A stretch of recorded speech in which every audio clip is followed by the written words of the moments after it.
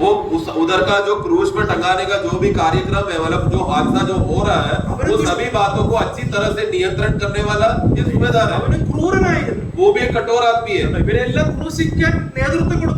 क्योंकि इन लोगों को क्रूज पे चढ़ाव करके अधिकार हुकुम दिया, ऐसा करना वैसा करना, ये सब कंट्रोल को सूबेदार कर रहा था। ക്രിസ്തുവിന്റെ മരണം കണ്ടിട്ട് അവൻ പറഞ്ഞു ഇവൻ വാസ്തവമായി നീതിമാനായി. परंतु सूबेदार ने क्या कहा, आगे बढ़े, सूबेदार ने जो कुछ हुआ था देखकर परमेश्वर की बड़ाई की, हाँ, और कहा निश्चय वह मनुष्य धर्मी था. बस निश्चय वो एक धर्मी मनुष्य है। ഇതാണ് ക്രിസ്തുവിന്റെ മരണത്തിൽ നമുക്കുള്ളതായ നമ്മുടെ പ്രതികരണം. ये है प्रभु का मृत्यु का विषय में, क्रूस में जो मृत्यु का उनका अवस्था को देखकर हमें कैसा व्यवहार करना है, हमें क्या स्वभाव दिखाना है। ഇതാണ് ഇങ്ങനെ ഒരു ജീവിതം മറ്റുള്ളവരെ കണ്ടെത്തേണ്ടതിന്, इस तरह का जीवन कि हम दूसरों को भी पा सके।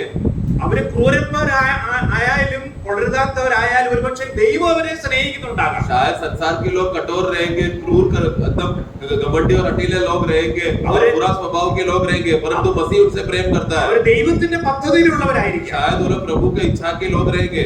ദൈവം നീതീകരിച്ചവനെ, ദൈവം തെരഞ്ഞെടുത്തവനെ നമുക്ക് അങ്ങനെ കുറ്റപ്പെടുത്താൻ കഴിയും. परमेश्वर अगर उनको चुना है और परमेश्वर उनको धर्मी ठहराएगा, हम लोग कौन है उनको दोषी लगाने वाला? ഇതാണ് നമ്മുടെ ദൗത്യം. ये है हमारा മനസ്സിലായോ? समझ रहे हैं क्या? പക്ഷേ നമ്മുടെ ചുറ്റുപാടും പലരും നമ്മളെ ക്രൂശിൽ കയറ്റിയേക്കാം. शायद ऐसा हो सकता है हमारे आसपास के पड़ोस में कोई हमें क्रूस में चढ़ा देगा। നാം ക്രൂശ് വഹിക്കുകയും നാം കർത്താവിനോട് ക്രൂശിക്കപ്പെട്ടവനായ കർത്താവുമായി ഒന്നായി ജീവിക്കുന്നത് മറ്റുള്ളവരുടെ രക്ഷയ്ക്ക് കാരണമായി. परंतु हम मसीह के साथ क्रूस में चढ़ना है, हम मसीह के क्रूस के साथ रहना है, हम मसीह के साथ क्रूस में रहेंगे तो उसका फायदा यह है कि हम दूसरों को बचा सके। ഓക്കേ, നമുക്ക് അടുത്ത ഇനി ഞാൻ ഒരു കാര്യം വിട്ടുപോയി. एक बात छूट गया, കർത്താവിന്റെ ക്രൂശ് മരണത്തില് പ്രതിലോമമായ പല കാര്യങ്ങളോട് ഇടപെട്ടെന്ന് ഞാൻ പറഞ്ഞു. जैसा मैंने पहले भी कहा था, प्रभु का क्रूस का मृत्यु में बहुत से विरुद्ध बातें थे जिसके सामना प्रभु ने किया। ഇനി നമുക്ക് അതിന്റെ സി പോയിന്റ് വായിക്കാം. സി पॉइंट आप देख रहे हैं, ഔട്ട്ലൈനിലെ സി പോയിന്റ് सब എടുത്താൽ लोग लेना साथ में पढ़े, यूनियन विद ഹിസ് റിസറക്ഷൻ. അവന്റെ പുനരുത്ഥാനത്തോടും നാം ഏകീഭവിച്ചവരാണ്. उनका पुनरुत्थान के साथ हम एक हो चुके हैं। ദൈവമാണ് നമ്മളെ ഏകീഭവിച്ചിരിക്കുന്നത്. परमेश्वर ने हमें एक किया है। അങ്ങനെ നമ്മൾ ഏകീഭവിച്ചവരായിരിക്കുന്നു എന്ന് സ്നാനത്തിലൂടെയാണ് നമ്മൾ ദൈവത്തെ അറിയിക്കുന്നത്, അല്ലേ?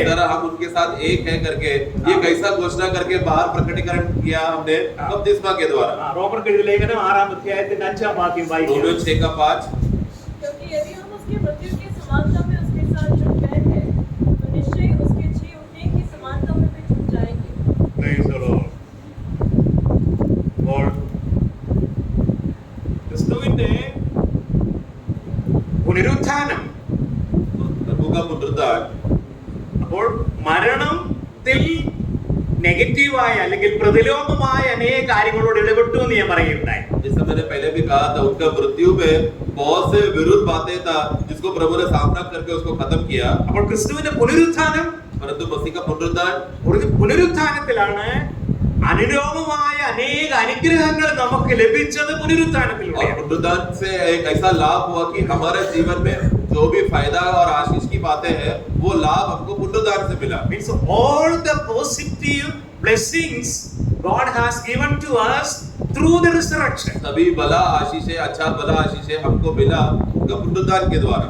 എന്തൊക്കെയാണ് നമുക്ക് പുനരുത്ഥാനത്തിൽ ലഭിച്ചതെന്ന് അറിയാമോ? पुनरुत्थान में हमें क्या क्या मिला? വീണ്ടും ജനനം, नया जन्म मिला, പുത്രത്വം, पुत्रत्व मिला, പരിശുദ്ധാത്മാവ്. पवित्र आत्मा मिला। പിന്നെ നിങ്ങൾക്ക് പറയാമോ പുനരുത്ഥാനത്തിലൂടെ और ലഭിച്ചത്? क्या क्या मिला आप बोल सकते हैं क्या? നീതീകരണം, നീതീകരണം, धर्मी ठहराया जाना, पवित्रताई, വിശുദ്ധീകരണം, हाँ ഇങ്ങനെ पवित्रताई। അനേക അനുലോമ അനുഗ്രഹങ്ങൾ ലഭിച്ചതാണ് പുനരുത്ഥാനത്തിലൂടെ. इस तरह हमारा लाभ के लिए जो भी फायदा की बातें हैं वो सब फायदे की बातें हमको पुनरुत्थान में मिला। Praise the Lord. मैं നമ്മുടെ കർത്താവ് പുനരുത്ഥാനത്തിന് മുൻപേ പുനരുത്ഥാനമായിരുന്നു. हमारा प्रभु तो पुनरुत्थान से पहले ही वो पुनरुत्थान स्वयं है। ലാസറിന്റെ കല്ലറയ്ക്കല് കർത്താവ് പുനരുത്ഥാനം ചെയ്യുന്നതിന് മുൻപാണ്. लाजरस का कब्र के सामने जब प्रभु खड़ा होकर लाजरस को जिंदा किया वो तो पुनरुत्थान के पहले था ना। അതെ, പുനരുത്ഥാനം ഒരു ക്രിയയാണ്. पुनरुत्थान एक क्रिया है, എന്നാൽ പുനരുത്ഥാനം എന്നുള്ളത് ക്രിസ്തുവിന്റെ പേരാണ്. लेकिन पुनरुत्थान बोला तो प्रभु का एक नाम है। അതെ, കർത്താവ് പറഞ്ഞു പുനരുത്ഥാനവും ജീവനും ഞാനാകുന്നു എന്ന് പറഞ്ഞു. क्योंकि प्रभु ने क्या बोला, मैं ही पुनरुत्थान और जीवन हूँ। Okay, praise the Lord. അപ്പോഴേ ഈ പുനരുത്ഥാനമായ ക്രിസ്തുവുമായിട്ടാണ് നമ്മെ ദൈവം इस ഒന്നാക്കിയിരിക്കുന്നത്. तरह का पुनरुत्थान का जीवन के साथ है प्रभु ने हमको एक ഇനി किया है। അവന്റെ പുനരുത്ഥാനത്തിലൂടെയാണ് നമുക്ക് ഈ പറഞ്ഞ അനുഗ്രഹങ്ങളെല്ലാം और ലഭ്യമാക്കിയിരിക്കുന്നത്. पुनरुत्थान के द्वारा है जो हमने देखा हुआ आशीषों को का लाभ हमको मिला। ഇനി അത് മാത്രമല്ല, नहीं ദൈവത്തിന്റെ ജനം പുനരുത്ഥാനത്തിലായിരിക്കണമെന്നാണ് ദൈവത്തിന്റെ ആഗ്രഹം. परमेश्वर का लोग हमेशा पुनरुत्थान का स्तर में बना रहना है, സഭ പുനരുത്ഥാനത്തിലാണ്. क्योंकि मंडली जो है वो पुनरुत्थान में है। ശരിയായി പറഞ്ഞു കഴിഞ്ഞാൽ सही रीति से देखा जाए तो അതായത് ദൈവത്തിന്റെ ജനം പുനരുത്ഥാനത്തിലായിരിക്കണമെന്ന് ദൈവം ആഗ്രഹിക്കുന്നു. और प्रभु के लोग भी उसी पुनरुत्थान का अवस्था में बना रहे, ये प्रभु का इच्छा है। അതിന്റെ ഒരു നിഴലുണ്ട് പുറപ്പാട് പുസ്തകത്തില്. इसका एक छाया को हम देखते हैं निर्गमन में, അതായത് പുറപ്പാട് പുസ്തകം 8-ാം അധ്യായം. एक्सोडस चैप्टर 8 8-ാം അധ്യായത്തിന്റെ 27-ാം വാക്യം. 8 का 27। हम जंगल में 3 दिन के मार्ग में जाकर अपने परमेश्वर यहोवा के लिए जैसा वह हमसे कहेगा वैसा ही बलिदान करेंगे। Praise the Lord. ഇവിടെ ഫറവോ ഇസ്രായേൽ മക്കളുമായിട്ടുള്ള ഇടപാടാണ്. यहाँ पर फरो और इस्राएल के लोगों के साथ का बात को हम देखते हैं। പല 26-ാം വാക്യത്തിലുണ്ട്. 26वां वाक्य में हम देखते हैं, ഇവിടെ 27-ാം വാക്യത്തില് 27 में 3 ദിവസത്തെ വഴി മരുഭൂമിയിൽ പോയി ഞങ്ങളുടെ ദൈവത്തിന് യാഗം കഴിക്കണമെന്ന് പറയുന്നു. हमने 3 दिन का यात्रा कर कर जंगल से जाकर यात्रा कर कर हमारा परमेश्वर को हमें आराधना कर बलिदान करना है। ഈ 3 ദിവസത്തെ എന്നുള്ളത് 3 ദിവസം ദൂരം എന്ന് പറയുന്നത് പുനരുത്ഥാനത്തിന് നിഴലാണ്. तो ये 3 दिन करके हम पढ़ते हैं समय में हम क्या देखते हैं, वो एक पुनरुत्थान का छाया है। അപ്പോൾ പ്രതിലോമമായ എല്ലാ കാര്യങ്ങളിൽ നിന്നും നമ്മളെ പുനരുത്ഥാനത്തിലാക്കി വെക്കുക എന്നാണ് ദൈവത്തിന്റെ ആഗ്രഹം. और परमेश्वर का आग्रह क्या है, हमारे विरुद्ध जो भी बातें हैं जो हमारे सामने, उन सबसे छुटकारा देकर पुनरुत्थान में बिठाना है प्रभु का इच्छा। ഇതിനാണ് ക്രിസ്തു മരിക്കുകയും ഉയർത്തെഴുന്നേൽക്കുകയും ചെയ്തത്. इसी विषय के लिए तो प्रभु मरकर मरा और पुनरुत्थान हुआ, അവൻ അടക്കപ്പെടുകയും ചെയ്തു. वो गाड़ा गया। അതെ, അവൻ അടക്കപ്പെട്ടപ്പോഴാണ് കർത്താവ് ക്രൂശിൽ മരിച്ചു അടക്കപ്പെട്ടു. प्रभु हमारे लिए मरा और फिर गाड़ा गया। സാത്താൻ കരുതി ഇതോടെ അതെ ക്രിസ്തുവെ നസ്രേനായ യേശുവിന് അന്ത്യം വന്നു. तो इससे शैतान को क्या लगा, नजरेत का यीशु का काम खत्म हो गया। പക്ഷേ കർത്താവ് പാതാളത്തിലേക്ക് ഇറങ്ങി. परंतु हम देखते हैं कि हमारा प्रभु अधोलोक में गया। അതെ, നമുക്കറിയാം 1 പത്രോസിന്റെ ലേഖനം 3-ാം അധ്യായത്തിന്റെ 18-ാം വാക്യത്തിലുണ്ട്. पहला पत्रोस 3:18 में हम पढ़ते हैं, इसलिए कि मसीह ने भी अर्थात अधर्मियों के लिए धर्मी ने पापों के कारण एक 1 बार पीटर 3:18 പത്രോസ് 3:18 അല്ലേ? हाँ या 19 में उसी में उसने जाकर कैदी आत्माओं को भी प्रचार किया। हाँ, कैदी आत्माओं को जाकर प्रचार किया, वाक्य 19 में। അങ്ങനെ കർത്താവ് പാതാളത്തിൽ ചെന്നു, പാതാളത്തിൽ സുവിശേഷം അറിയിച്ചു, ഞാൻ നിങ്ങൾക്ക് വേണ്ടി മരിച്ചിരിക്കുന്നു എന്ന കാര്യം അറിയിച്ചു. അവൻ മരണത്തെയും പാതാളത്തെയും ജയിച്ചുകൊണ്ടാണ് ഉയർത്തെഴുന്നേറ്റത്. इस तरह वो अधोलोक में या पाताल में वो गया, वहां पर प्रभु का वचन का घोषणा वहां पर करके वहां से तीसरा वो उठकर मृत्यु और पाताल और नरक को सबको वो हराकर जयवंत होकर पुनरुत्थान हुआ। അത് വെളിപ്പാട് പുസ്തകത്തിൽ ഇങ്ങനെ നമുക്ക് വായിക്കാൻ കഴിയുന്നു. प्रकटीकरण का पुस्तक में हम पढ़ते हैं, 1-ാം അധ്യായത്തിന്റെ 18-ാം വാക്യം. रेवलेशन का 1:18, അതെ, അവിടെ പറയുന്നത് ഇങ്ങനെയാണ്: ഞാൻ മരിച്ചവനായിരുന്നു, मैं मरा हुआ था, എന്നാൽ ഇതാ എന്നേക്കും ജീവിച്ചിരിക്കുന്നു. देखो मैं अभी सर्वदा के लिए मैं जी रहा हूँ। മരണത്തിന്റെയും പാതാളത്തിന്റെയും താക്കോൽ എന്റെ പക്കലുണ്ട്. मृत्यु और अधोलोक का कुंजी अब मेरे पास है। അതെ, അതെ, തൽക്കാലം അവൻ അതെ അതിലൂടെ കടന്നു പോയതേ ഉള്ളൂ, പാതാളത്തിലൂടെ. और वो मृत्यु से खाली गुजरा, वो खाली। അതെ, പാതാളമായിരുന്നു സാത്താന്റെ ആത്മാക്കളെയൊക്കെ തടവിൽ പാർപ്പിച്ചിരുന്ന ഇടം. और अधोलोक है जो गुनाह किया हुआ प्राणियों को बंदी करके रखा അതെ, है। അവിടെ ചെന്നവരെ ഒന്നും സാത്താൻ പുറത്തു വിട്ടിട്ടില്ല. और वहां पर जो भी गुनहगारी प्राणी है या आत्माएं जो बंदी में फंसा हुआ है, उनको कोई खोलकर शैतान खोलकर उनको छुड़ाया അതെ, नहीं। കർത്താവ് പക്ഷെ അവിടെ ചെന്നു, അതെ, സാത്താന്റെ കയ്യിൽ നിന്ന് മരണത്തിന്റെയും പാതാളത്തിന്റെയും താക്കോല് കൈവശമാക്കി, അധികാരം കൈവശമാക്കി. और फिर प्रभु ने क्या किया? प्रभु ने वो हुकूमत को जो अधोलोक है और मृत्यु है उसका पूंजी यानी वो अधिकार प्रभु ने ले लिया. അങ്ങനെയാണ് കർത്താവ് ഉയർത്തെഴുന്നേറ്റത്. और फिर वो जी उठा. നമുക്കിത് ധൈര്യം തരുന്ന ഒരു കാര്യമാണ്. ये हमको हिम्मत हौसला देने वाली बात है. അവന്റെ ദൈവം നമ്മെ അവന്റെ പുനരുത്ഥാനത്തിൽ ഒന്നാക്കിയിരിക്കുകയാണ്. परमेश्वर ने हमें उनके पुनरुत्थान में एक किया है. ഇത് നാം വിശ്വസിക്കുന്നതും അംഗീകരിക്കുന്നതുമാണ് സ്നാനത്തിലൂടെ. ये बात पर हम विश्वास कर रहे हैं और मान रहे हैं बपतिस्मा में. എത്ര നല്ല അതെ അർത്ഥപൂർണമാണ് നമ്മുടെ വെള്ളത്തിലുള്ള സ്നാനം. इतना अर्थपूर्ण बात है जब हम पानी में बपतिस्मा लेते हैं. അത് എവിടെയെങ്കിലും ചേരാൻ വേണ്ടിയല്ല. वो कोई संगठन में जुड़ने के लिए नहीं है. അതെ, ഏതെങ്കിലും സംഘടനയിൽ ചേരാൻ വേണ്ടിയല്ല. कोई उधर इधर का संगठन में जुड़ जाने के लिए नहीं है. ക്രിസ്തുവിനോട് ചേരാനാണ്. वो मसीह में जुड़ा हुआ है. ഏത് ക്രിസ്തുവിനോട്? कौन-सा मसीह में? അതെ, മരണത്തിലൂടെയും അടക്കത്തിലൂടെയും പുനരുത്ഥാനത്തിലൂടെയും കടന്നുപോയ ക്രിസ്തുവിനോട് ഒന്നാകാൻ വേണ്ടി. वो मसीह जिसने मृत्यु और गाड़ा जाना और पुनरुत्थान में जी उठकर सामर्थ बल पाया, उस मसीह में जुड़ने के लिए. മരിച്ചവനും പുനരുത്ഥാനം ചെയ്തവനുമായ ക്രിസ്തുവുമായിട്ട് ഒന്നാകാൻ വേണ്ടി. यानी कि जो मरकर पुनरुत्थानित हुआ मसीह के साथ एक होने के लिए. ആ വിശ്വാസം നമ്മൾ അവനെ അറിയിക്കുന്നതാണ്. ये विश्वास को हम ऐलान कर रहे हैं, प्रकट कर रहे हैं. Praise the Lord. ഇനിയും നമുക്ക് ഡി പോയിന്റ് വായിക്കാം. डी पॉइंट हम देखते हैं. ഡി ഇങ്ങനെയാണ്. എല്ലാവരും കണ്ടോ? എല്ലാവരും എടുത്താട്ട് D point ले लो. ഒരുമിച്ച് വായിക്കാം. सब साथ में पढ़ेंगे. Union with with his his ascension. Praise the Lord. അപ്പോൾ അതെ, പുനരുത്ഥാനത്തിലും നമ്മളെ ഒന്നാക്കുന്നതിലല്ല ദൈവത്തിന്റെ തൃപ്തി. तो पुनरुत्थान हमें मिलाया, अभी पुनरुत्थान किया, वहां पर प्रभु की इच्छा खत्म नहीं हो रहा. ക്രിസ്തുവിന്റെ ആരോഹണത്തിലും നമ്മൾ അവനോട് കൂടെ ഒന്നാക്കാനാണ് നമ്മളെ കുറിച്ച് ദൈവം ആഗ്രഹിക്കുന്നത്. बल्कि उसी का स्वर्गारोहण होने का जो अवस्था में भी परमेश्वर इच्छा रखता है कि उस स्वर्गारोहण में भी हम एक हो जाए. എഫെസ് ലേഖനം 2-ാം അധ്യായത്തിന്റെ 7-ാം വാക്യം. एफेसियों का पुस्तक 2:7.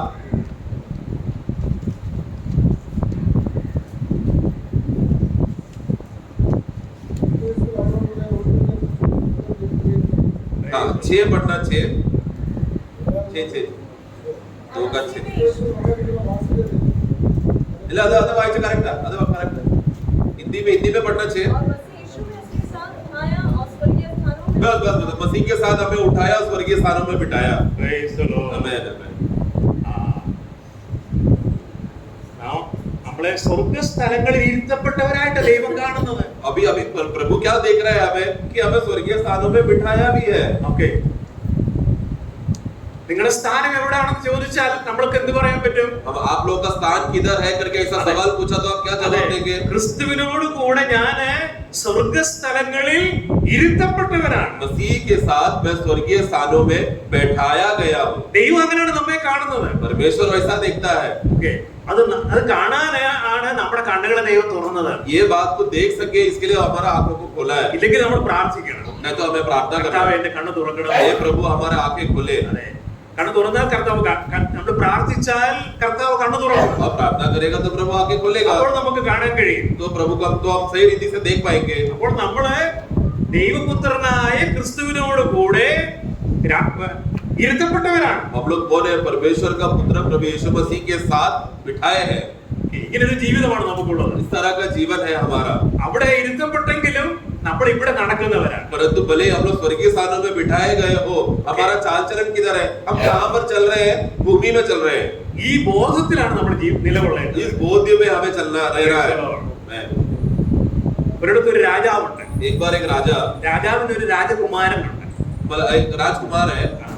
ഈ രാജകുമാരനാണ് അടുത്ത രാജാവാകേണ്ടത്. ये राजकुमार अभी अगला राजा बनने का पद में है. അപ്പോൾ ഇവന് രാജകുമാരന് അടുത്ത രാജാവ് ആകേണ്ടതിന് ഇവന് ട്രെയിനിങ് ആവശ്യമുണ്ട്. परंतु ये राजकुमार अगला राजा बन जाए और सही रीति से हुकूमत करे, उसके लिए ट्रेनिंग रहता है. അതിന് ഫിസിക്കൽ ട്രെയിനിങ് ഉണ്ട്. उसको शारीरिक रीति से, बाहरी रीति से बल होना है उसे. മാത്രമല്ല പല ആയുധങ്ങളും കൈകാര്യം ചെയ്യാനുള്ള അഭ്യാസ ട്രെയിനിങ് और ഉണ്ട്.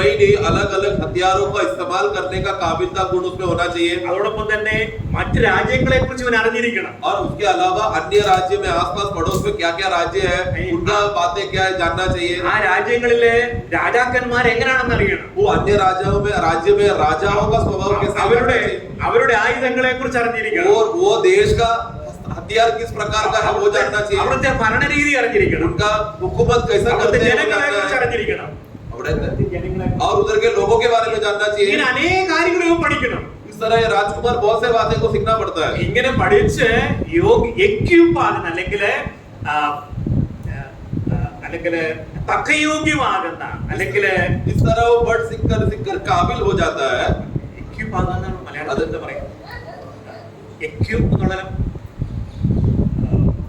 സജ്ജമാകുന്ന मतलब सही रीति से काबिल हो गया। ഈ രീതിയിൽ സജ്ജമാകുന്ന ഒരു മകനെയാണ് രാജാവ് ഒരു ദിവസം രാജകുമാരനെ അടുത്ത രാജാവായിട്ട് इस പ്രഖ്യാപിക്കുന്നത്. तरह सभी बातों में वो काबिलता प्राप्त किया, मतलब सही में अभी होशियार हो गया।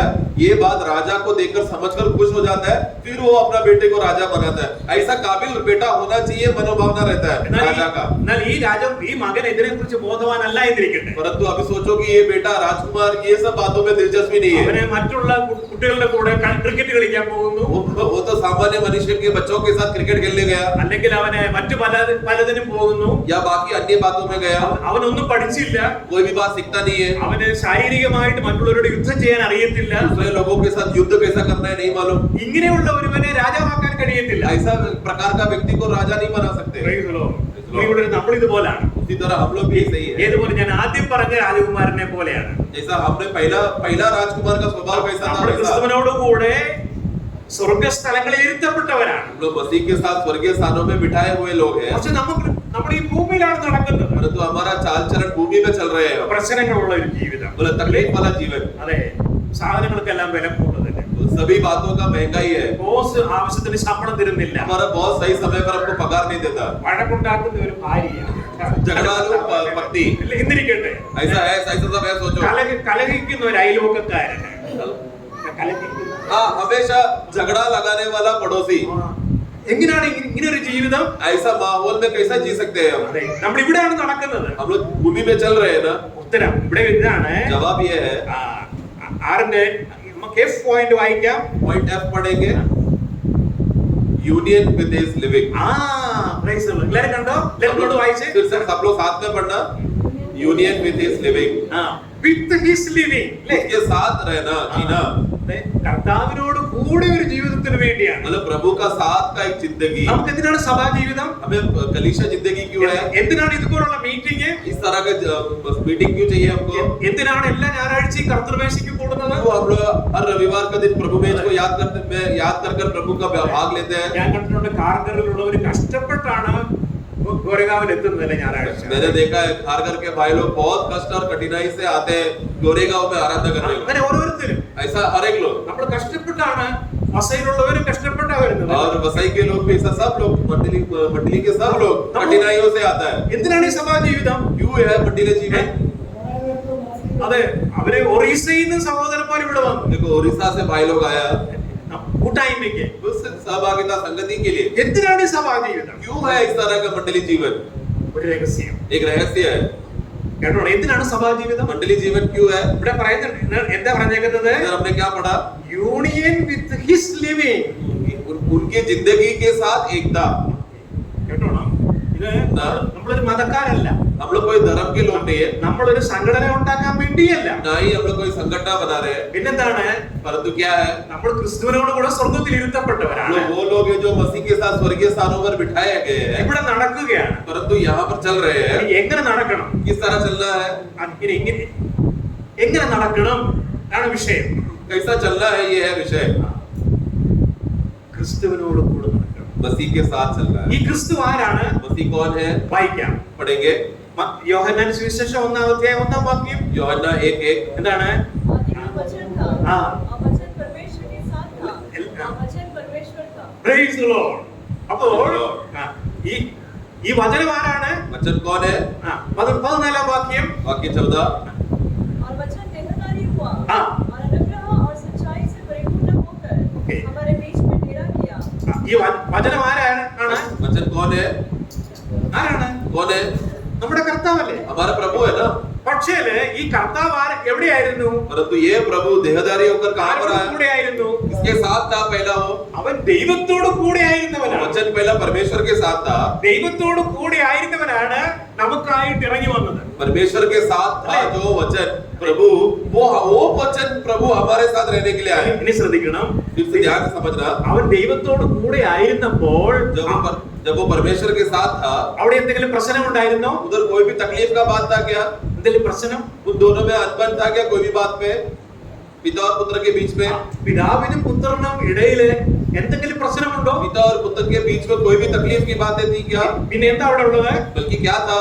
അവിടെ സന്തോഷം, वह आनंद था, സമാധാനം, शांति था, കൂട്ടായ്മ, संगति, ആനന്ദം, आनंद, ഇങ്ങനെയുള്ള കാര്യങ്ങളാണ് ഉള്ളത്. यही तरह का अच्छे बातें ही था वहां पर। അല്ലെ, പിതാവിനും പുത്രനും പരിശുദ്ധാത്മാവിനും ഇടയ്ക്ക് എന്തെങ്കിലും പ്രശ്നമുണ്ടോ? पिता पुत्र पवित्र आत्मा के बीच में कुछ भी अनबन या झगड़ा है क्या? नहीं। അവിടെ ആനന്ദമാണ്, उधर आनंद ही അവിടെ आनंद है, സന്തോഷമാണ്, उधर खुशी है, അവിടെ കൂട്ടായ്മയാണ്, उधर सहभागिता संगति അവിടെ है, സമാധാനമാണ്. उधर शांति है। Praise the Lord. मैं അപ്പൊ അങ്ങനെ ദൈവത്തോട് കൂടെ ജീവിച്ചവരാണ് നമ്മളോട് കൂടെ ജീവിക്കാൻ വന്നേക്കുന്നത്. इस तरह प्रभु के साथ जीने वाला, परमेश्वर के साथ जीने वाला वो मसीह हमारे साथ जीने आया। പിതാവിനോട് കൂടെ ഇരുന്നവൻ നമ്മോട് കൂടെ ജീവിക്കാൻ വന്നിരിക്കുകയാണ്. यानी पिता के साथ जो जी रहा था वो अभी हमारे साथ जीने के लिए आया। അവനാണ് ഇമ്മാനുവേൽ. वही है അല്ലേ? इमानुएल। അതാണ് ഇമ്മാനുവേൽ എന്ന് വെച്ചാൽ ദൈവം നമ്മോട് കൂടെ. परमेश्वर हमारे साथ, എന്തിനാണ് നമ്മോട് കൂടെ ജീവിക്കാൻ വന്നത്? हमारे साथ क्यों जीने आया? അതെ, അവന്റെ സൽഗുണങ്ങളെല്ലാം നമുക്ക് പകർന്നു തരാം. ताकि उनका सभी अच्छे गुणों को हमें दे सके। അവന്റെ ഗുണങ്ങളെല്ലാം, അവന്റെ സ്വഭാവങ്ങളെല്ലാം നമ്മള് പകർന്നു തരാൻ വേണ്ടിയാണ് അവൻ നമ്മിലേക്ക് വന്നത്. उनका सारा गुणों को हमें बांटने के लिए, उनका गुण हमको भी मिल जाए, इसके लिए वो हमारे बीच में आया। ക്രിസ്തു നമ്മിൽ വന്നപ്പോഴുള്ള വ്യത്യാസത്തെ കുറിച്ച് പറയുന്ന റോമർക്ക് എഴുതിയ ലേഖനം, റോമലേഖനം, ആത്മാവ് താനും നമ്മുടെ ആത്മാവ് നാം ദൈവത്തിന്റെ മക്കളാകുന്നു. 8:16 റോമർക്ക് എഴുതിയ ലേഖനം 8-ാം അധ്യായത്തിന്റെ 16-ാം വാക്യത്തിലുണ്ട്. 16 वाक्य में, അതെ, അവൻ നമ്മുടെ ആത്മാവിൽ വന്നപ്പോഴുള്ള അനുഭവം എന്താണ്? आत्मा हमारे आत्मा में आया तो जो अनुभव है और गवाह हम देखते हैं, നാം ദൈവത്തിന്റെ മക്കളാകുന്നു എന്ന് ആത്മാവ് താനും നമ്മുടെ ആത്മാവോട് കൂടെ സാക്ഷ്യം പറയുന്ന അനുഭവമാണ്. परमेश्वर के बच्चे हैं करके पवित्र आत्मा हमारे आत्मा में गवाही देता है। അങ്ങനെയുള്ള അനുഭവമാണ്. इस तरह का अनुभव है। നാം ദൈവത്തിന്റെ മക്കളാകുന്നു എന്ന ബോധമാണ് നമ്മിലേക്ക് പകരുന്നത്. परमेश्वर के बच्चे हैं करके इस प्रकार का बोध होना जरूरी है। അപ്പോൾ ക്രിസ്തു പിതാവിനോട് കൂടെ ഇരുന്നത് പോലെ നമുക്കും കൂട്ടായ്മ പകർന്നു തരാൻ വേണ്ടിയാണ്. मसीह भी हमारे साथ क्यों आया हो? ताकि हमारे साथ संगति देने के लिए, എന്നിട്ട് നമ്മെ അവന്റെ ചട്ടങ്ങളിൽ നടത്താൻ വേണ്ടിയാണ്. ताकि वो उन्होंने दिया हुआ बातों को आज्ञाओं पे हम चल सके। അതാണ് പുതിയ നിയമം. वो है नया नियम। അതെ, നമ്മുടെ ആത്മാവിലേക്കാണ് ക്രിസ്തു നിയമമായിട്ടാ വന്നത്. हमारे आत्मा में वो नियम बनकर, व्यवस्था बनकर, कानून बनकर आया। നമുക്ക് ദൈവീയ നിയമങ്ങൾ അനുസരിച്ച് നടക്കാൻ കഴിയാത്തവരായിരുന്നു. क्योंकि हम लोग कौन है? परमेश्वर की बातों को, आज्ञा को कभी पूरा नहीं कर सकते। ഇഷ്ടമില്ലാത്തവരായിരുന്നു. हम उसको पूरा करने की इच्छा ही नहीं था। ക്രിസ്തു നമ്മിൽ വന്ന് परंतु मसीह हमारे अंदर നമ്മെ आया അവന്റെ ചട്ടങ്ങളിൽ നടക്കുമാറാക്കും. ताकि हम उनकी बातों में और आज्ञाओं में चला सके। അതാണ് സങ്കീർത്തനത്തിൽ പറയുന്നുണ്ട്, നിങ്ങള് കഴുതയെയും കുതിരയെയും പോലല്ല. इसलिए वचन में हम, भजन संगीता में पढ़ते हैं, तुम घोड़े और गधों के समान नहीं। അതെ, കഴുതയെയും കുതിരയെയും നിയന്ത്രിക്കുന്നത് എന്താണ്? क्योंकि घोड़े और गधे को क्या नियंत्रण करता है? അതിന്റെ മുഖപ്പട്ടയും പിന്നെന്താണ്? കടിഞ്ഞാണും കൊണ്ടാണ്. उसका जो मुंह में बांधा हुआ जो पट्टा रहता है वो घोड़ा और गधे को चलाता है। അങ്ങനെയുള്ള ബാഹ്യമായ ഒരു നിയന്ത്രണമല്ല. इस तरह बाहरी रूप का कोई नियंत्रण नहीं, ഇത് നമ്മുടെ ആത്മാവിൽ ഒരുവനുണ്ട്. बल्कि हमारे आत्मा में एक है। നമ്മുടെ ആത്മാവിലേക്ക് വന്നവൻ ആരാന്നറിയാമോ? हमारे आत्मा में आया हुआ कौन है? അവൻ ദാസരൂപം എടുത്തവനാണ്. वो कौन था जो वो दास का रूप लेकर आया? അവൻ പറഞ്ഞു, ഇതാ പിതാവേ ഞാൻ വരുന്നു. उन्होंने कहा, देखो हे पिता मैं आ रहा हूँ। 40 സങ്കീർത്തനത്തിന്റെ സങ്കീർത്തനം 40ന്റെ 6-ാം വാക്യത്തിലുണ്ട്. भजन संगीता 40 का 6 में हम पढ़ते हैं, അപ്പോൾ ഞാൻ പറഞ്ഞു, देखो मैंने कहा, ഇതാ ഞാൻ വരുന്നു, देखो मैं आ रहा हूँ। പുസ്തക ചുരുളില് എന്നെ കുറിച്ച് എഴുതിയിരിക്കുന്നു, ദൈവമേ നിന്റെ ഇഷ്ടം ചെയ്യാൻ ഞാൻ പ്രിയപ്പെടുന്നു. मैं पढ़ना 6। जब मैंने कहा देख मैं आया हूँ, क्योंकि पुस्तक में मेरे विषय ऐसा ही लिखा है. बस 7 में लिखा है आगे साथ ये। അപ്പോൾ ദൈവേഷ്ടം ചെയ്യാൻ പ്രിയപ്പെടുന്ന ഒരുവൻ, സന്തോഷിക്കുന്ന ഒരുവനാണ് നമ്മുടെ ആത്മാവിൽ വന്നിട്ടുള്ളത്. हमारे अंदर आया हुआ व्यक्ति वो है, वाक्य 8 में, जो हमेशा परमेश्वर की इच्छा को पूरा करने के लिए प्रसन्न रहता है। അതെ, അവന് ദൈവേഷ്ടം ചെയ്ത് സന്തോഷമാണ്. यीशु मसीह को परमेश्वर की इच्छा करने के लिए बहुत खुशी मिलता है। അതെ, ക്രൂശിലെ മരണത്തോളം അവൻ അനുസരണമുള്ളവനായി. क्रूस का मृत्यु तक वो आज्ञाकारी रहा। അങ്ങനെയുള്ള ക്രിസ്തുവാണ് നമ്മുടെ ആത്മാവിനോട് ഒന്നായിരിക്കുന്നത്. इस प्रकार का मसीह है हमारे आत्मा में एक हुआ है. Praise the Lord. അപ്പോൾ ഈ സ്വഭാവം ധരിച്ചുകൊണ്ട് മറ്റുള്ളവരോടും കൂടെ ഒന്നാകേണ്ടതിന് വേണ്ടിയാണ്. ये स्वभाव उन्होंने ये इसलिए डाला ताकि दूसरों के साथ भी हम एक रह सके. നമ്മള് ശ്രദ്ധിക്കുക, നമ്മൾ ഒരു പക്ഷേ കർത്താവിന്റെ ഇഷ്ടത്തിന് വിരുദ്ധമായിട്ട് പ്രവർത്തിച്ചു കൊണ്ടിരിക്കട്ടെ. जरा सोचो कि बहुत बार हम लोग प्रभु की इच्छा के खिलाफ कार्य किया है. കർത്താവ് പറയുന്ന പോലെ ഒന്നും നമ്മൾ ചെയ്തില്ല. प्रभु जो भी बात बोला हम करते नहीं है. കർത്താവ് നമ്മളെ ഉപേക്ഷിച്ച് പോകുമോ? तो क्या प्रभु हमें ठुकराएगा क्या? ഇല്ല. कभी नहीं. വായിക്കാം, റോമർക്ക് എഴുതിയ ലേഖനം 16-ാം അധ്യായത്തിന്റെ 5-ാം വാക്യം. रोमियो 16:5. ക്രിസ്തു ദൈവത്തിന്റെ മഹത്വത്തിനായി നിങ്ങളെ കൈക്കൊണ്ടതുപോലെ എന്നൊരു വാക്യമാണ്.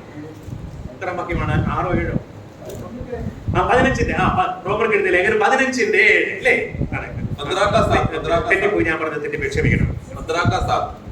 इसलिए जैसा मसीह ने परमेश्वर की महिमा के लिए तुम्हें ग्रहण किया है, वैसे ही तुम भी एक दूसरे को ग्रहण करो.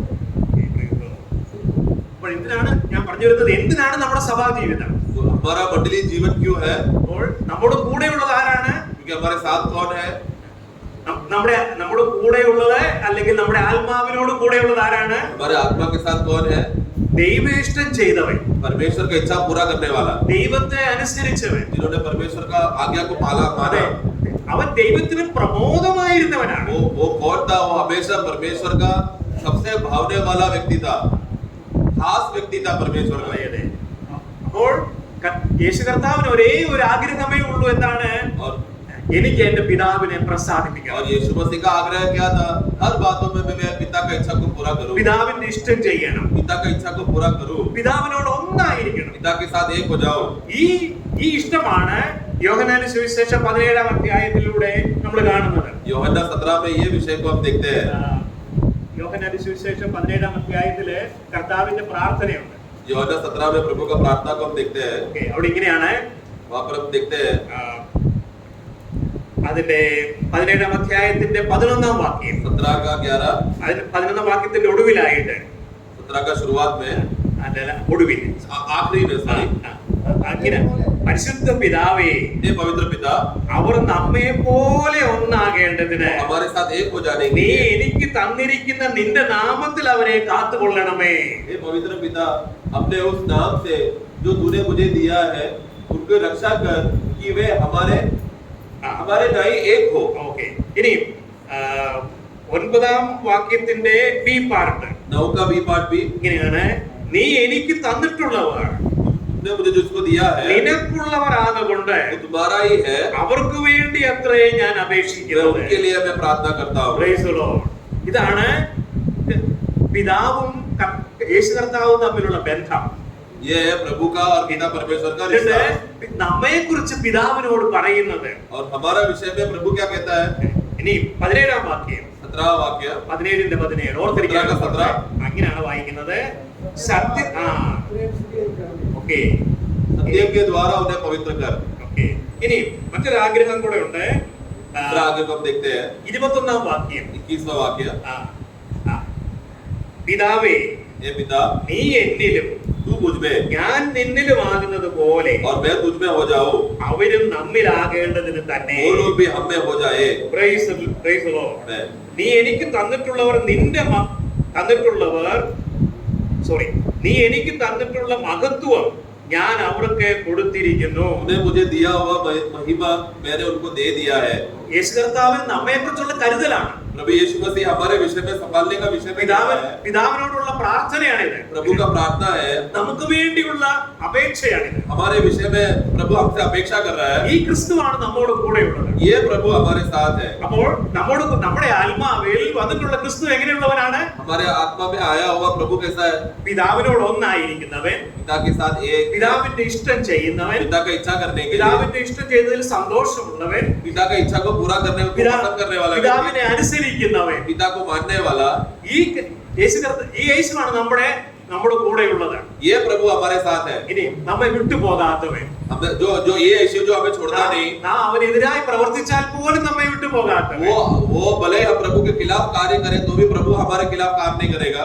ഈ കർത്താവിനോട് ഒന്നായിരുന്നുകൊണ്ട് ये प्रभु के साथ एक रहकर, റോമർ 15-ന്റെ 7 പറഞ്ഞതുപോലെ, रोमियो 15 का 7 में हम देखते हैं, ക്രിസ്തു ദൈവത്തിന്റെ മഹത്വത്തിനായിട്ടാണ് നമ്മെ കൈക്കൊണ്ടത്. प्रभु ने मसीह ने परमेश्वर का महिमा के लिए हमें चुना है. ക്രൂസിൽ വെച്ച് പാപികളായ നമ്മെ സ്വീകരിക്കുമ്പോൾ അവന്റെ ആഗ്രഹം ദൈവനാമ മഹത്വമായിരുന്നു. क्रूस में जब प्रभु ने हमको स्वीकारा तो उनका इच्छा ये था कि वो पिता को महिमा करे. അതെ, പിതാവ് തിരഞ്ഞെടുത്തവരെ ആരെയും എനിക്ക് ഉപേക്ഷിക്കാൻ കഴിയത്തില്ല. और पिता ने जिन जिन लोगों को चुनकर मुझे दिया है उन किसी को भी मैं छोड़ नहीं सकता, त्याग नहीं कर सकता. പിതാവ് സ്നേഹിച്ചവരെ ആരെയും എനിക്ക് കൈവിടാൻ കഴിയത്തില്ല. पिता को मैं जिसको भी मैंने प्रेम किया उनको मैं छोड़ नहीं सकता. ക്രിസ്തു ആർക്ക് വേണ്ടിയാ മരിച്ചെന്നറിയാമോ? मसीह किन लोगों के लिए मरा? പിതാവ് തിരഞ്ഞെടുത്തവർക്ക് വേണ്ടിയാണ്. जो लोगों के लिए പിതാവ് സ്നേഹിച്ചവർക്ക് വേണ്ടിയാണ്. पिता ने जिनसे प्रेम किया उनके लिए.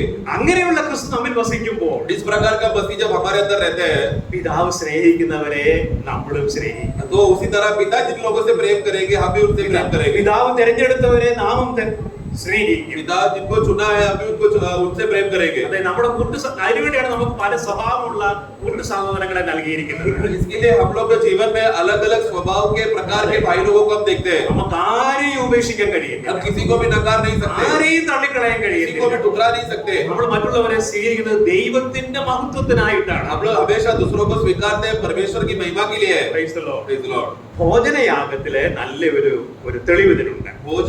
अन्न बलि में एक अर्थ को हम देखते हैं. ഭോജനയാഗം ക്രിസ്തുവിന്റെ ജീവിതത്തെ കാണിക്കുന്നതാണ്. अन्न बलि जो है मसीह का जीवन और जिंदगी को दिखाता है. ഭോജനയാഗത്തിലെ പ്രധാന വസ്തു നേരിയ മാവാണ്. अन्न बलि में जो प्रधान वस्तु मूल वस्तु जो इस्तेमाल किया जाता है मैदा, നേരിയ മാവും കുന്തിരിക്കവും എണ്ണയുമാണ്. मैदा, कुदरिको और तेल. ഇതില് പുരോഹിതന് നേരിയ മാവ് കൈ നിറയെ എടുക്കും. तो वो ये जो याजक क्या करता है, वो आटा जो वो लिया है वो अपने हाथ में लेता है. അതും കുന്തിരിക്ക മുഴുവനും और पूरा കുന്തിരിക്ക कुदरिका എന്താ പറയുന്നത്? लोबान ലോബാൻ. അപ്പോൾ നേരിയ മാവും കുന്തിരിക്കവും കൂടെ വായിക്കാം 10-ാം വാക്യം. उसका 2:10 लीवी 2:10 पढ़े. और अन्न बलि में से जो बचा रहे वह हारून और उसके पुत्र का ठहरे, वह यहोवा के हवनों में परम पवित्र भाग होगा. 6:14. രണ്ടാം വാക്യത്തിന്റെ 2-ാം അധ്യായത്തിന്റെ 2-ാം വാക്യം. हाँ, दूसरा वाक्य 2 पढ़ना. और वह उसको हारून के पुत्रों के पास जो याजक है लाए, और वह अन्न बलि के तेल मिले हुए मैदे में से इस तरह अपने मुट्ठी भर कर निकाले कि सब लोबान उसमें आ जाए. हाँ, मुट्ठी भर का मैदा में लोबान भी मिलाना है, तेल भी मिलाना है.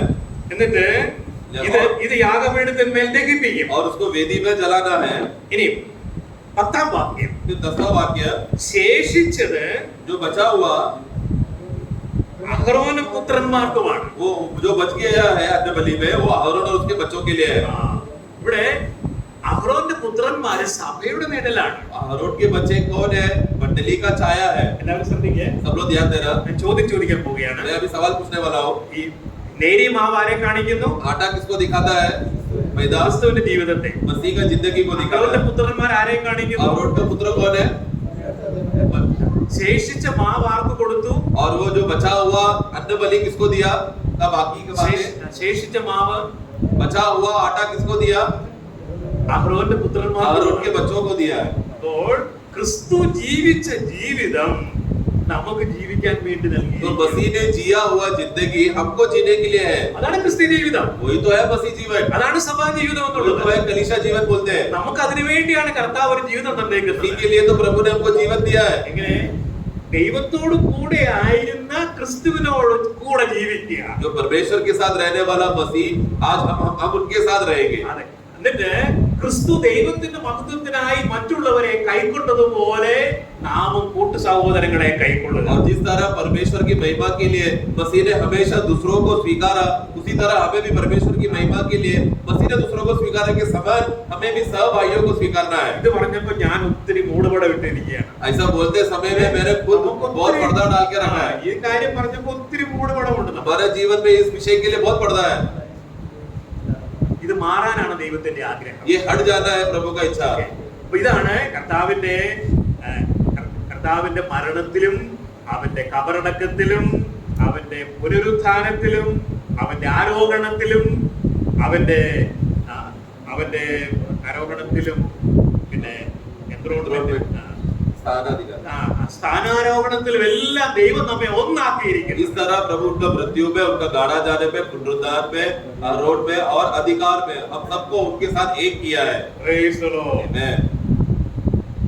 ഇങ്ങനെ ഇപ്പോൾ ഇന്നലെ നമ്മൾ കണ്ടില്ലേ ഒരു ഗർഭസ്ഥ ശിശുവിനെ, ഒരു എംബ്രിയോയെ.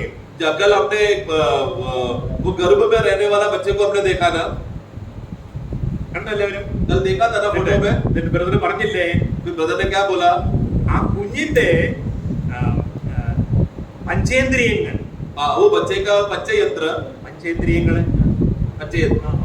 അതെല്ലാം പ്രവർത്തിക്കുന്നുണ്ട്. ज्ञान यंत्र, वो बच्चों का पूरा बच्चे का वो ज्ञान यंत्र जो उसके अंदर है वो काम कर रहा है अंदर. പക്ഷെ ഒന്ന് മാത്രം, सिर्फ एक पूरे तरह से नहीं कार्य करता है. ഏതാണ്? वो क्या है? കണ്ണ് മാത്രം. കുഞ്ഞിനെ കാണത്തില്ല. वो बच्चा को सब बातें दिखता नहीं. അമ്മ പാട്ട് പാടുവാണെങ്കിൽ കുഞ്ഞ പാട്ട് കേൾക്കും. जब माँ बाहर गाना गाते समय में गर्भ में रहने वाला बच्चा आवाज गाने को सुनता है. അമ്മ കഴിക്കുന്നതിന്റെ എല്ലാ പോഷകാംശം അതിന് കിട്ടും. और माँ जो भी खाना खाता है उसका पोषण बच्चे को मिलता है. എന്നാല് ഒരു ദിവസം ആ കുഞ്ഞ് വെളിയിൽ വരും. परंतु एक दिन जब वो बच्चा बाहर आएगा, അന്നാണ് അമ്മയെ കാണുന്നത്. तब वो बच्चा अपना माँ को आंखों से देख रहा है. ക്ഷമിക്കണം, അന്നെന്ന് ഞാൻ പറഞ്ഞത് ചിലപ്പോൾ 1-2 ദിവസം കഴിഞ്ഞായിരിക്കും. तो कहने का मतलब शायद शारीरिक रीति से 1-2 दिन के बाद देखा होगा, लेकिन बाहर आकर ही देख रहा है. ഇനി ഒരു കാര്യമുണ്ട്. उतना ही नहीं, आगे ഈ കുഞ്ഞ് ഗർഭത്തിലായിരിക്കുമ്പോൾ, बच्चा जब गर्भ में रहता है, എന്തെങ്കിലും രോഗമോ കുഞ്ഞിന് പ്രയാസം ഉണ്ടാകുന്ന എന്തെങ്കിലും കാര്യങ്ങൾ ഉണ്ടായാൽ കുഞ്ഞിനെ അത് ബാധിക്കും. अगर माँ को बच्चा माँ का गोद में गर्भ में जब बच्चा रहते समय में माँ को अगर कुछ भी प्रकार का बीमारी आए, तकलीफ आए, तो वो बच्चे पर भी लागू होता है. കേരളത്തിലെ കാസർഗോഡ് എന്ന് പറഞ്ഞൊരു ഡിസ്ട്രിക്ട് ഉണ്ട്. केरला में कासरगोड नाम का एक डिस्ट्रिक्ट है. കേരളത്തിന്റെ വടക്കേ അവിടെ പ്രധാനപ്പെട്ട ഒരു കൃഷിയാണ് കശുവണ്ടി, കാഷ്യൂനട്ട്. उसका उधर सबसे जो मूल्य खेत में इस्तेमाल करता है काजू. അപ്പോൾ ഇതിന്റെ ഈ വൃക്ഷത്തിന് അതിന്റെ ഫലം കഴിക്കാനായിട്ട് എൻഡോസൾഫാൻ എന്ന് പറഞ്ഞ ഒരു മരുന്നടിക്കും. तो ये क्या किया, ये फल, ये पेड़ अच्छी तरह से काजू उगा सके उसके लिए लोग क्या करते हैं, एंडोसल्फाइड का दवाई उसके ऊपर छिड़कते हैं. അത് ഹെലികോപ്റ്റർ ഉപയോഗിച്ചാണ് മരുന്നടിക്കുന്നത്. और वो हेलीकॉप्टर से वो पूरा दवाई वो एरिया में मारते हैं. അത് ആ ദേശത്തെ ജനങ്ങളെ എല്ലാം ബാധിച്ചു. तो लेकिन वो दवाई मारते समय में उसके आसपास के पड़ोस में रहने वाले जो लोगों के ऊपर भी वो प्रधानमंत्री हो गया. പ്രധാനമായിട്ട് ബാധിച്ചത് ഗർഭസ്ഥ ശിശുക്കളെയാണ്. और खास रीति से वो गर्भवती स्त्री के बच्चों पर उसका लागू हुआ, बीमारी आया. ആ കുഞ്ഞുങ്ങളെ കണ്ട സങ്കടം വരും. वो बच्चे को देख लेगा तो हम लोग रो पड़ेंगे. പറയാൻ പ്രയാസം. तो यहाँ तक कि बोलने के लिए मुझे तकलीफ हो रहा है. ചിലരുടെ പല രീതിയിലും വിരൂപമായ കുഞ്ഞുങ്ങൾ. उन लोग का आकार ही बदल गया, रूप बदल गया उनका.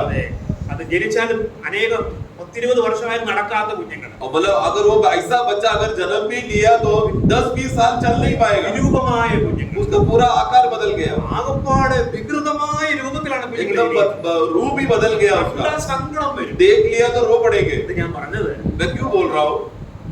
ഇതിന് ഈ ഗർഭസ്ഥ ശിശുവിനെ പോലെയാണ് നമ്മൾ ഇന്നായിരിക്കുന്നത്. ഇന്നലെ നമ്മൾ പഠിച്ചത്. हमने कल भी देखा था हम लोग कौन है अभी. वो जैसा वो गर्भवती स्त्री के अंदर वो बच्चा गर्भ में है, भोग में है, वैसा हालत में हम आज विश्वासी आज है. ജി പോയിന്റ് വായിക്കാം. जी पॉइंट में ഇങ്ങനെയാണ് union with this coming. Second coming. അപ്പോൾ എഫ് വരെയുള്ള കാര്യങ്ങളിൽ യോഗ്യമായിരുന്നാൽ മാത്രമേ ജിയിലെ വിഷയം നടക്കത്തുള്ളൂ. तो अभी F तक का बात, A से लेकर F तक की बातों में उनके साथ समानता में रहकर सब अच्छे रीति से चलेगा तो ही आखिरी पॉइंट में हम उनके साथ रह सकते हैं. ഇതിന് നടക്കേണ്ടതാ. और ये घटना होने वाला है अभी. കൊലോസ്യ ലേഖനം 3-ാം അധ്യായത്തിന്റെ 4-ാം വാക്യം. कोलोस्य 3:4 എല്ലാവർക്കും അറിയാവുന്ന വാക്യമല്ലേ? सबको वाक्य मालूम है. എന്താണ്? क्या है? जब मसीह जो हमारा जीवन है प्रकट होगा तब तुम भी उसके साथ महिमा सहित प्रकट किए जाओगे. ഇത്ര മിനിറ്റ് ഉണ്ട്.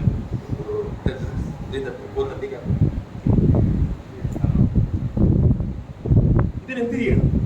इसके लिए अभी क्या करना है? കർത്താവ് വെളിപ്പെടും. प्रभु तो प्रकट होगा। അവിടെ പറയുന്നത് എന്താണ്? प्रभु वचन क्या कहा अभी? നമ്മുടെ ജീവനായ ക്രിസ്തു വെളിപ്പെടുമ്പോൾ हमारा जीवन मसीह जब प्रकट होगा എന്താവും? क्या होगा? നാമും അവനോടും കൂടെ തേജസ്സിൽ വെളിപ്പെടും. तब तुम भी उसके साथ महिमा में प्रकट होगे। ഇന്നലെ പറഞ്ഞതുപോലെയുള്ള ഇന്നലെ കാണിച്ചില്ല ഒരു എബ്രിയോ. कल हमने बच्चे गर्भवती बच्चे की अवस्था को देखा। എബ്രിയോ വളർന്ന ഇനി ഒരു പ്രസവം നടക്കാൻ പോകുന്നത് പോലെയാണ്. मतलब वो बच्चा अंदर होने के बाद जब जन्म हो जाता है, बच्चा बाहर निकलता है, ऐसा हालत होने वाला है अभी। ഇനി ഇപ്പോൾ നമ്മൾ എന്ത് നടക്കണം? हमारे अंदर क्या होना है? നമുക്ക് വായിക്കാം. ഗലാത്യ ലേഖനം 2:20. गलती 2:20। मैं मसीह के साथ क्रूस पर चढ़ गया और अब मैं जीवित न रहा, पर मसीह मुझ में जीवित है, और मैं शरीर में अब जो जीवित हूँ तो केवल उस विश्वास से जीवित हूँ जो परमेश्वर के पुत्र का है, जिसने मुझसे प्रेम किया और मेरे लिए अपने आप को दे दिया।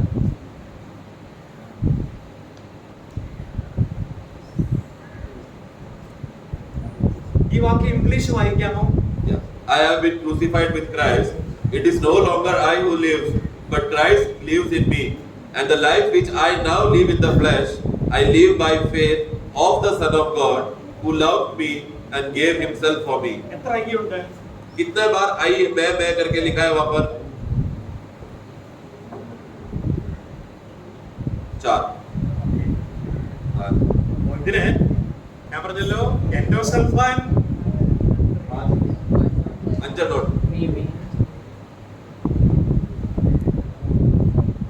ദൈവത്തിന്റെ പേരെന്താണെന്നറിയാമോ? ദൈവത്തിന്റെ പേര് परमेश्वर का नाम क्या है? मैं जो हूँ मैं वो सो मैं हूँ। मैं जो हूँ सो हूँ। ദൈവത്തിന്റെ പേര് അയാംന അല്ലേ? मैं जो हूँ सो हूँ। I am। ഇതാണ് ദൈവത്തിന്റെ പേര്. ये है परमेश्वर का नाम। എന്നാല് ഇതിന് വിരുദ്ധമായിട്ട് ഒരു ഐ വന്നു. परंतु इसके विपरीत एक मैं खड़ा हो गया। അറിയാമോ ഐ? इसके विपरीत एक मैं आया हूँ। कौन है? ഞാൻ മെഹോന്നതങ്ങളിൽ കയറും. कौन? दो क्या? किसने कहा? शैतान ने क्या बोला? मैं पर्वत के चोटी के ऊपर चढ़ूंगा, मैं प्रभु का सिंहासन के ऊपर मैं अपना सिंहासन बनाऊंगा। എവിടെയാണെന്ന് പറയുന്നത്? कहाँ पर लिखा है वो? യെശയ്യാവ് യെശയ്യാ 1:4 14 में है ना? അവിടെ 5 ഐയുണ്ട്. वहाँ पर भी 5 बार मैं करके लिखा है। അവിടെ 5 ഐയുണ്ട്. वहाँ पर भी 5 बार आई। അപ്പൊ ഇത് വിരുദ്ധമായിട്ടാ വന്നത്. बोला वो इसके विरुद्ध आया है। അപ്പോഴേ ക്രിസ്തു അപ്പോൾ നമ്മുടെ അനുഭവമാണ് പൗലോസോട് പറയുന്നത്. वो तो मसीह में वो जो अनुभव था पौलुस का, पौलुस अपना गवाही देता है। നമ്മളെല്ലാവരും ആരെന്നറിയാമോ? ഇതാ हम लोग सब कौन है? ये मैं स्वयं है। ഞാൻ मैं വീട്ടിലാണെങ്കിലും ഭാര്യ പറയും, അങ്ങനെ പറയുന്ന പോലുള്ള കാര്യങ്ങൾ ഞാൻ പറയുന്ന പോലെ. घर में बैठते समय में पत्नी बोलते हैं जी नहीं जी आप जो बोलते हैं वैसा नहीं, मैं जो बोल रहा हूँ वही सही है। സഭയില് ഒരു മൂപ്പൻ ഒരു കാര്യം പറയുമ്പോൾ मंडली में जब हमारा मंडली का अध्यक्ष लोग बोलेंगे देखो ऐसा करना है वैसा करना है, तब हम क्या बोलते हैं? വേറെ ഒരാൾ പറയാം അത് അങ്ങനൊന്നുമല്ല ഞാൻ പറയുന്ന പോലെ കാര്യങ്ങൾ. तो दूसरा भाई क्या बोलेगा? नहीं भाई आप जो बोल रहे हैं वैसा नहीं है, मैं जो बोल रहा हूँ वो सही है। കാരണം ഇതെല്ലാം പണിതത് ഞാനാ. क्योंकि मैंने बिल्डिंग बनाया, ഇങ്ങനെ പലരും പറയും. मैंने कुर्सी दिया, ऐसा बहुत लोग बोलेंगे। ഒരാൾ ഒരിക്കൽ പറഞ്ഞു, एक बार ऐसा बोला भी एक जन, ഇതെല്ലാം ഞാൻ പണിതതാണ്. ये पूरा बिल्डिंग मैंने बनाया है। അല്ല, ഈ സിംഹാസനം ഈ രാജകൊട്ടാരമെല്ലാം ഞാൻ यहाँ तक कि ये राजमहल भी मैंने बनाया है। नेबूഖദ്നേസർ नबूकदनेस्सर राजा ने, അങ്ങനെ ദൈവം പുല്ല് തീറ്റിച്ചു. उसके लिए प्रभु ने उसको क्या किया? घास खिलाया അപ്പൊ उसको। ഇത് നല്ലതല്ല കേട്ടോ. तो मैं करके बोलना मैं करूंगा, मैं ऐसा हूँ, वो स्वभाव अच्छा नहीं है। ഇനി നമ്മുടെ അനുഭവം എന്തായിരിക്കണം? हमारा अनुभव क्या होना चाहिए? ഇപ്പൊ നമ്മളാണ് ഇത്. हम तो मैं हम है, അപ്പോൾ ഈ ഐക്യ ഒരു കാര്യം സംഭവിക്കണം. ये मैं को एक घटना उसके साथ एक बात होना है। ഒന്നാമതായിട്ട് सबसे पहली बात, I now been crucified. मैं मसीह के साथ क्रूस में चढ़ाया गया हूँ। ഈ ഐക്യ ആദ്യം ഇവിടെ ഒരു ക്രൂശ് വന്നു. सबसे पहला ये मैं के जीवन में क्या हो गया? क्रूस आ गया। പിന്നെ ഐയുണ്ടോ? फिर उसके बाद क्या है? പിന്നെ വേറൊരു ഐയുണ്ട്. फिर और एक मैं हूँ। രണ്ടാമതൊരു ഐയെക്കുറിച്ച് പറയുന്നുണ്ട്. दूसरे बार it is no longer I who live. പിന്നെ ഒരു ഐ ജീവിക്കുന്നുണ്ട്. ഈ ഐ ഇത് ക്രൂസിൽ കൂടെ കടന്നുപോയ ഐയാണ്.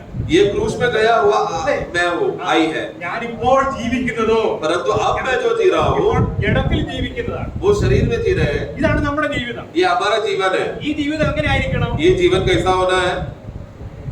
ഇപ്പോൾ പിന്നെ എങ്ങനെയാണ്? എന്നെ സ്നേഹിച്ച് The life which I now live. ക്രിസ്തു അത്ര എന്നിൽ ജീവിക്കുന്നു. अभी मैं नहीं जी रहा बल्कि मसीह मुझ में जी रहा है. അപ്പോൾ ഇതാണ് ക്രിസ്തു. ये है मसीह. അപ്പോൾ ഇപ്പോൾ ഞാൻ ജീവിക്കുമ്പോൾ ആരാണ് ജീവിക്കേണ്ടത്? मैं मसीह मुझ में जीते समय में कैसा जीना है? ക്രിസ്തു എന്നിൽ ജീവിക്കണം. मसीह मुझ में जीना है. ഇങ്ങനൊരു ജീവിതമുണ്ട്. ऐसा एक जीवन है. പിന്നെ അടുത്തത് എങ്ങനെയാണ്? ഇപ്പോൾ ഞാൻ ജഡത്തിൽ ജീവിക്കുന്നതോ परंतु अब मैं जो शरीर में जी रहा हूँ എന്നെ സ്നേഹിച്ച് എനിക്ക് വേണ്ടി തന്നെത്താൻ ഏൽപ്പിച്ചു കൊടുത്ത ദൈവപുത്രങ്കിലുള്ള വിശ്വാസത്താൽ അത്രേ. वो मैं जो परमेश्वर का पुत्र पर है जिन्होंने मुझसे प्रेम किया और मेरे लिए अपने आप को दे दिया. ഇനി ഇത് പോരാ. तो ये खत्म अभी यहाँ पर खत्म नहीं हुआ है. ഇങ്ങനെ ഒരു ജീവിതം ജീവിക്കാം. इस तरह का जिंदगी जी सकते हैं जहाँ पर मैं और मसीह साथ में जी रहे. എന്നാൽ ഈ ഐതന്നെ ശരി അല്പം വ്യത്യാസം വരണം. परंतु वो मैं करके जो सीधा खड़ा था वो क्या होगा? थोड़ा थोड़ा झुक जाना चाहिए. ക്രിസ്തു എന്തിനാ നമ്മിലേക്ക് വന്നത്? मसीह क्यों हमारे अंदर आया? ദൈവത്തിന്റെ ആഗ്രഹം എന്താണ്? परमेश्वर का इच्छा क्या है?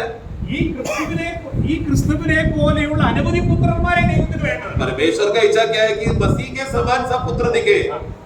അനേക പുത്രന്മാർ. बहुत से पुत्र मसीह के समान दिखे. ദൈവത്തിന് അനേക പുത്രന്മാർ. परमेश्वर को बहुत से पुत्र ആ चाहिए പുത്രന്മാരെല്ലാം ഈ ക്രിസ്തുവിനെ പോലെ ആകണം. और ये बहुत सारे पुत्र लोग मसीह के समान दिखना चाहिए. അല്ലാത്തൊരു ദൈവത്തിന് വേണ്ട.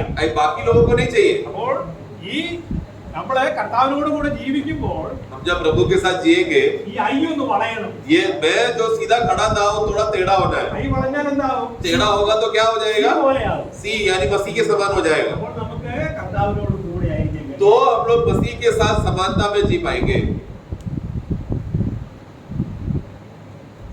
ഇങ്ങനായാല് ऐसा हुआ तो നമ്മുടെ ജീവനായ ക്രിസ്തു വെളിപ്പെടും. जब हमारा जीवन जो मसीह प्रकट होगा, ക്രിസ്തു വെളിപ്പെടുമ്പോൾ നാമും അവനോട് കൂടെ തേജസ്സിൽ വെളിപ്പെടും. अगर मसीह जो हमारा जीवन है प्रकट होगा तो हम भी उसके साथ महिमा में प्रकट होंगे. അപ്പോൾ ഇവിടെ പറഞ്ഞ A B C D E F उसके ए से लेकर एफ तक की बातें, ഈ കാര്യങ്ങള് എല്ലാം അതിന് ക്രിസ്തുവിനോട് ഇതിലെല്ലാം നമ്മൾ അവനോട് ഒന്നാകുകയാണെങ്കിൽ ये सब बातों में अगर मसीह के साथ एक हो रहे तो അവന്റെ പ്രത്യക്ഷതയിലും നമ്മൾ അവനെ പോലെ उनका आगमन में भी हम उनके साथ एक रहेंगे.